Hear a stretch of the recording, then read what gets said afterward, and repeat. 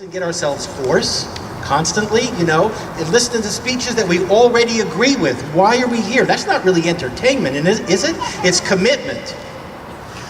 So I'm here for that, but I'm guessing that we're also here out of a deep need to express our solidarity with the resistant movement and all that Trump stands for and all that his enablers stand for, to gain some comfort by being surrounded by like-minded and concerned Americans. I know I'm here for that. I'm also here because I have a terrible tumor of Trump in my brain. And I want it removed. And I want it removed now.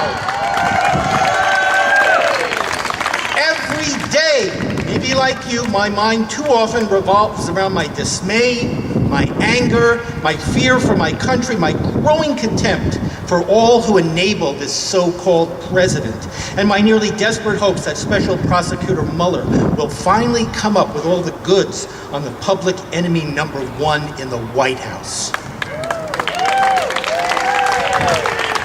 So here's what I do every day, and my morning may be a bit like yours. I wake up and I check my phone to see if our country's long orange nightmare is finally over. Disappointed by the news that it is not, I go downstairs for a healthy but rather glum breakfast. I check the Washington Post to see if there's a new blistering opinion piece by Jennifer Rubin, a Republican commentator who has turned into an absolutely ferocious Trump critic. I haunt the news sites for signs of a new scandal. Then I read the Twitter feed of a former prosecutor and defense lawyer named Seth Abramson, who is a genius at linking the various connections of the Trump-Russia election conspiracy.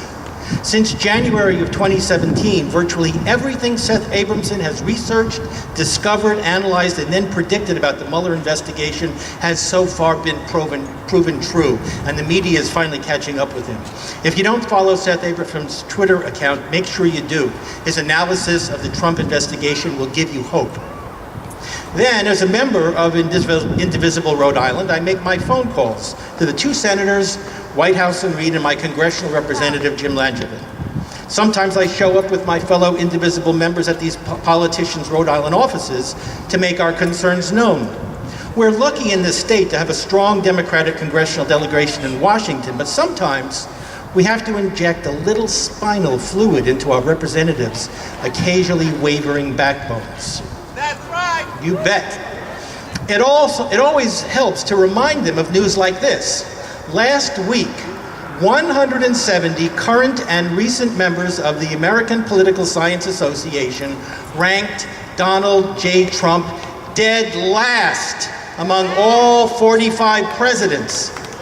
Even self-identified Republican and conservative-leaning scholars ranked Trump no higher than fourth from the bottom.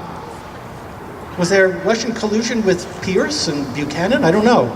I have to admit, though, that even on a sunny day of news like that, I feel as if there's a greasy cloud of Trump lurking nearby, threatening a storm cloud polluted by his misogyny and his multiple sexual harassments, his financial corruption, his disdain for the First Amendment, his constant lying and distortions, his schoolboy bullying, his repulsive self-love, the horror of his cabinet appointees, his naked racism, his inability to read the Daily Intelligence Report, his public tweeted rage whenever he's criticized, or whenever the Mueller investigation tightens its grip on him just a little more. Lock him up. You know all this.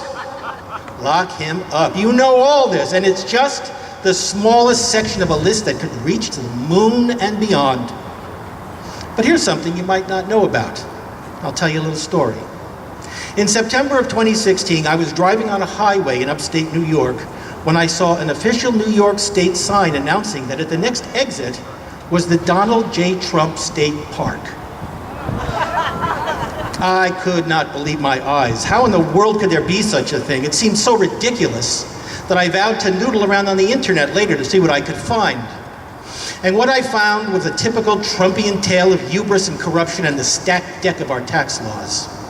Back in the 1990s, Trump bought over 400 acres of property in upstate New York for $2 million in order to build yet another of his damn golf courses. But the local towns refused to give him permission. Even back then, Trump gave off an unmistakable stink of trouble. So how did Trump react? In order to prevent the two towns from ever receiving any property tax from the land in question, out of spite, he donated it to the state of New York with the stipulation that the land become a park named after him. This so-called park remains undeveloped to this day. It's basically just untended land and two signs on the highway. And then, and here's the kicker, after he donated this land, which had originally cost him $2 million, he claimed a $100 million business loss on his taxes. Think about that. A $2 million so-called charitable donation to the state of New York became a $100 million tax write-off. And he got away with it. As he seems to have gotten away with so much in his life and gotten away with it all to the White House. But he's not going to get away with it for long. That's about to end. Here's a quote from one of the tweets that Seth Abramson posted yesterday that I think you'll enjoy. Quote, "If you want to know where the Trump-Russia case is headed, go talk to any largely apolitical criminal justice system professional of your acquaintance. Tell them that you won't repeat what they say to anyone else and then ask them, is Trump cooked? I'm telling you, they'll all say yes." Unquote. Woo-hoo! Is Trump cooked? Yes! Well, even if Trump is being prepared for the grill as I speak, even if he gets cooked well done, and however devastating Mueller's final report will be in exposing Trump and his traitorous conspiracy with the Russians during the 2016 presidential election, I have little to no faith that our current Republican Congress will do their constitutional duty and impeach and then convict the monster. And that's where our 2018 long-term elections come in. Here's where we have our best shot of proving that indeed Donald J. Trump is not above the law. We have to gain the majority in the House. We have to gain the majority in the Senate. We're already doing well with special elections. Democrats have now flipped nearly 40 state legislative seats from red to blue in 12 different states. And there are about 30 more special elections on deck between now and June. None is in Rhode Island, but we can still help.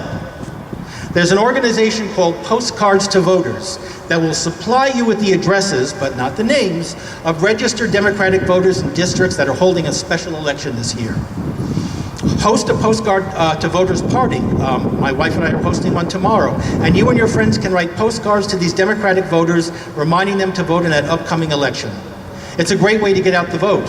One real person writes an actual postcard to actual registered and friendly voters who may need a little nudge to remember to vote. Off-season special elections have notoriously low voter turnout. Maybe your postcard will be saved and put up on a refrigerator door. Maybe your postcard could help a Democratic candidate over the top.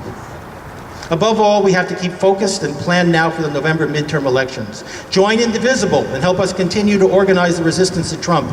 Or support an organization called the Loyal Opposition that works to insist that state legislators strengthen protections against cyber attacks against our voting systems, and urges Congress to give states funds to provide paper ballots for the 2018 midterm elections.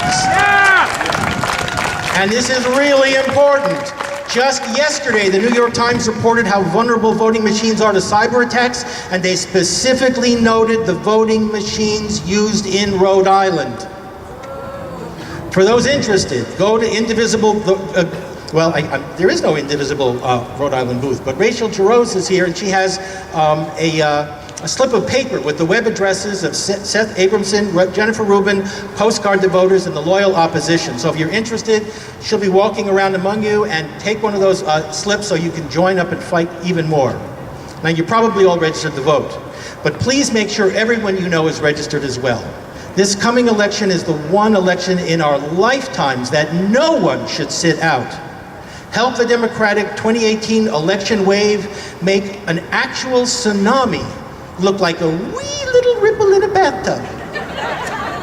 Because if we really want to be ambitious, here's a lovely historical fact to inspire us.